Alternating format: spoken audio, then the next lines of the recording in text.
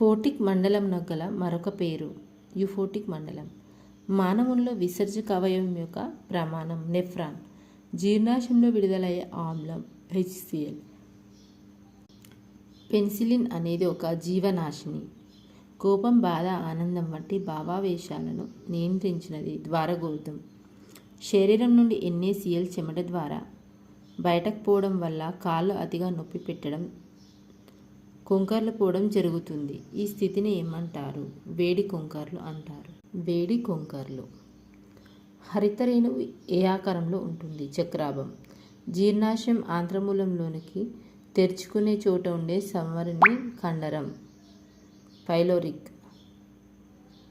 Air fresheners, అగరబత్తి, దోమల నివారణ మందులు ఈ సూత్రంపై ఆధారపడి పనిచేస్తాయి. విసరణ సూత్రంపై.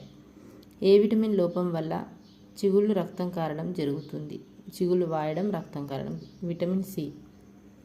ఎర్ర రక్త కణాలు లేని జీవి వానపాము. సార్వత్రిక గ్రహీతలు ఈ రక్త వర్గం కలవారు. AB రక్తవర్గం.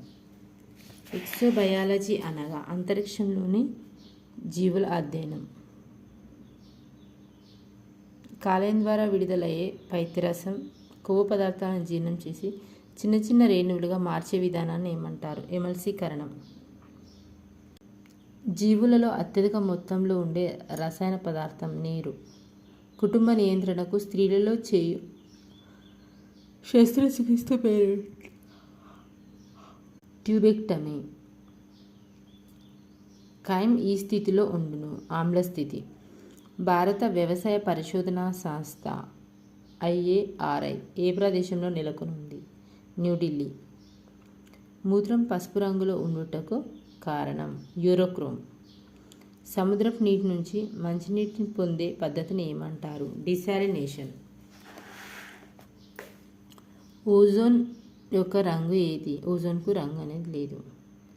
తాటికల్లుకు ఒక శిలీంధ్రాన్ని కలిపినప్పుడు కార్బన్ డైఆక్సైడ్ మరియు ఆల్కహాల్ ఏర్పడ్డాయి.